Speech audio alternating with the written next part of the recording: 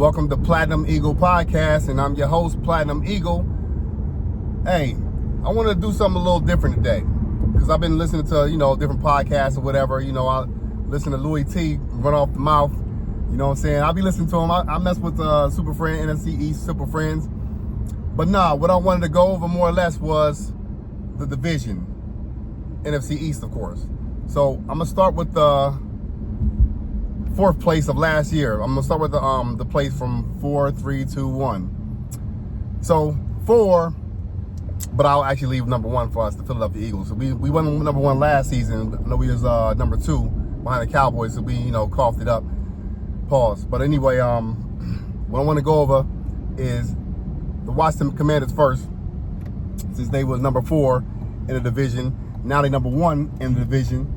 And they talking a whole bunch of, they on top of the world. And I ain't mad at them about being a little excited about they season right now and what it looked like for them. But I got a problem with the way they yapping off at the mouth, acting like they was like the real deal from the beginning. And I can't even say they're the real deal right now, but from the beginning, bro. First of all, I'm gonna say they got 4th place schedule. So the guys they beating up on, I know you can't control. I mean, you can only play who's on your schedule and what game you have at the time. But those guys are talking greasy like they've been, in the mix and in the thick of things, all along. We already know that ain't the case. You know what I'm saying? Again, Jaden Daniels, he's pretty good right now. You know what I'm saying? When the league catch up to what he doing and what he do good and what he do not so good. That's how we'll see who's the real, how good he really is. And again, if you want to take it one more step further, which might give you an indication what he really is. Like I said, I'm going to say he's good right now. That's all I see right now is he's good. So, going against Tampa Bay, the first game of the season, a pretty good team. Not world beaters.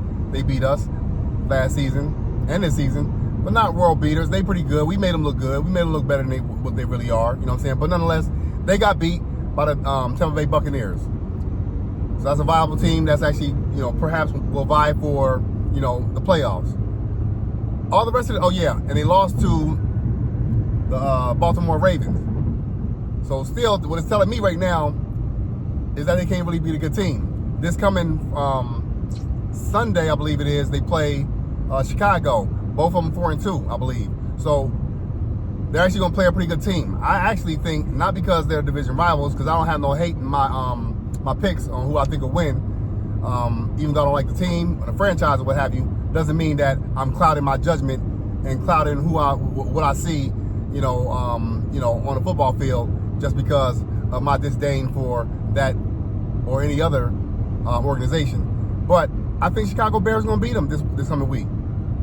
I think they're going to give them a pretty good spanking. You know what I mean? So, but what I want to say is they ain't all that good, though. I don't think they're all that good. Everybody else they beat, the other 5 teams they won against are not good teams. I'm hoping that we're not one of those teams that is not a good team at the time when we play them. But I don't think they're going to beat us anyway, but that's yet to be seen. We'll see that, and I'll cross that, road when the time comes. But as of right now, they good, they all right, you know what I'm saying? They all right, they better than they was a year ago. That's as far as I'm going to go with it until I see anything further that make me change my mind, and I hope I don't. Because again, the fan base, they don't know when to quit, man. It's hard to see any fan base that's in the NFC East, beside the Eagles, obviously, win games because the other guys just don't know how to act. And I'm not saying that like we some little angels and humble, as far as that go. Because we get a little rowdy too. Everybody know, what I'm saying? It's an East Coast thing, though, is the way I look at it. But like I said, watch the Commanders. They have a reason to be optimistic with all seriousness. But I don't take them serious until there's a reason to take them serious. New York Giants. We just got finished smashing them up a little bit this past weekend. I think they got a really good defense. I think I went over that in the last video. I don't think they expecting too much anything. I think they expected to beat us, but that's only because they was blinded by the trash that happened to us last season at the end of last year. You know what I'm saying? We played them last game of the season. I think they were still thriving off that little momentum, which anybody could beat us then. We already know, you know what I'm saying? I mean, I hate to say it, but we wasn't that good. We didn't finish off good. I think we was a good team. I think we had the pieces. I don't think we had the coaches that could get us through the problems we was having and that little struggle, the funk that we was going through last season. But I'm gonna just gloss over those guys, little Giants. You know what I'm saying? Those guys, they can win some games. They're gonna win you some games. I don't think they're going to the playoffs, but they're gonna win you some games. Again, I said I'll go number 2, but we're number 2. I'm not gonna go to number 2. I'm gonna say the best for last. So I'll go with the Cowboys. It's gonna be interesting to see. Oh yeah, back to the Giants though for a second. I think they're gonna get beat by the Steelers. I don't think they're gonna have a get right game against the Steelers. The Steelers not world beaters either, but we'll see what they do.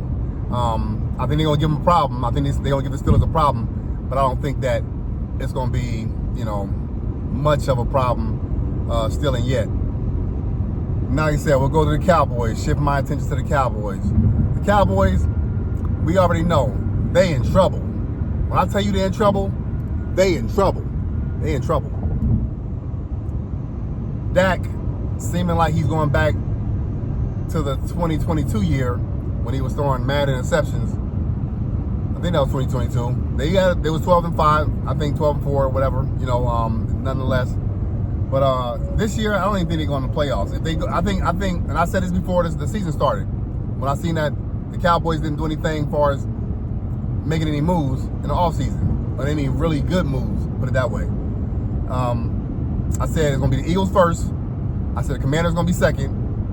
If you don't believe me, I got some homeboys and some homegirls that say the same thing. They looked at me and laughed. We'll see still, because there's still a lot of football to play. Commanders second, Cowboys third, and the Giants dead last. That's what I said before any football kicked off all season, based on what we did in the off season, based on what the Cowboys didn't do, and based on what the Washington Commanders did. And Giants, they got better. I think they got better than they were last year as far as what they did in the off season. But nonetheless, back to the Cowboys. I think they're gonna be I think they'll get beat up by the San Francisco 49ers this coming weekend. I'll go over my predictions as well on another video that I'll come up and upload a little bit later. But as of right now, I think they're gonna get beat up by the San Francisco 49ers. It'd be like no difference from any other year they played them in recent years. That is, I think the 49ers got their number, and I think even though the 49ers got a great amount of injuries, but the 49ers and the Cowboys got their share of injuries as well. But I think the 49ers, they just got their number. Shanahan has his number, you know what I'm saying? So I think it's not even going to be close. I'll be wrong. Now, if I'm wrong, we'll have to see. I don't think I'm going to be wrong, though. The Cowboys are not playing really good football right now. And the main reasons is anybody who observed football can tell you they don't have a run game and they can't stop the run.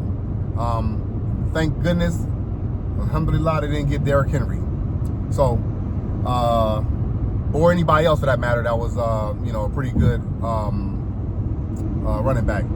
So, I ain't gonna talk about them too much. They mid, they'll win some games. They remind me of I don't know if any of y'all seen the movie Hollywood Shuffle. When what's my man name? The man who made the movie. The name's on the tip of my tongue. Townsend. Robert Townsend, I think that's his name. So he went in there looking for Jerry Curl. You know what I mean? Jerry Curl was, he's a private investigator. He went in there in a little gym or whatever looking for Jerry Curl.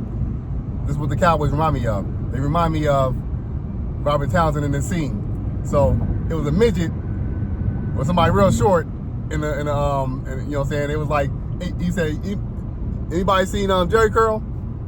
He was like, yeah, who looking for him? And he said, I am. And he has these big dudes that was big and buff. They was in the gym, like I said, they was all strong and buff or whatever. And they all surrounded him. Robert Townsend, that is. So Robert Townsend went and said, okay, bow, and teed off on a real short, small guy. You know what I'm saying? Like I said, mind you, these old big dudes standing right beside him. So I'm like, yeah. So who else wants some? Like he did some big shit, right? That'd be rolling. And then, of course, you know what I'm saying, the big dudes came up, the other teams that play the Cowboys that's actually pretty good, you know what I'm saying, said, I want some. And, you know what I'm saying, he broke him off after that. You know what I'm saying? That's what the Cowboys remind me of. Every time I see Dak, you know what I'm saying? Even with the Giants game, I think when they play the Giants. Now, mind you, the last 2 weeks, they got the brakes blown out of them. You know what I'm saying? So they got the brakes beat out of them. And then they come to play the Giants. And now Dak walking with swag. You ain't seen that swag walk for the last 2 weeks. You know what I'm saying? When he's getting they back blown in. But then now he's walking with swag on the field, you know what I'm saying, going to play against the Giants, because they already know, you know, that's the Giants. Like, for real. What we even talk about? That's how he approached it. So that's what they remind me of. They remind me of, you know, pretenders. I mean, I know a lot of people say the same thing, but they right. So I can only say the same thing because I'm right too.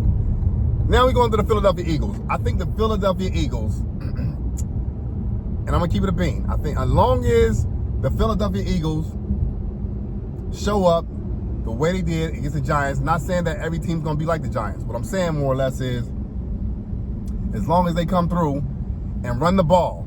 If you run the ball, I have no problem with Jalen Hurts, you know, throwing the ball, you know, 20-something times in a game and have it heavy on the run. The reason why I don't have no problem with that is because I don't know if Nick Sirianni or the management or whomever think that he's a gunslinger.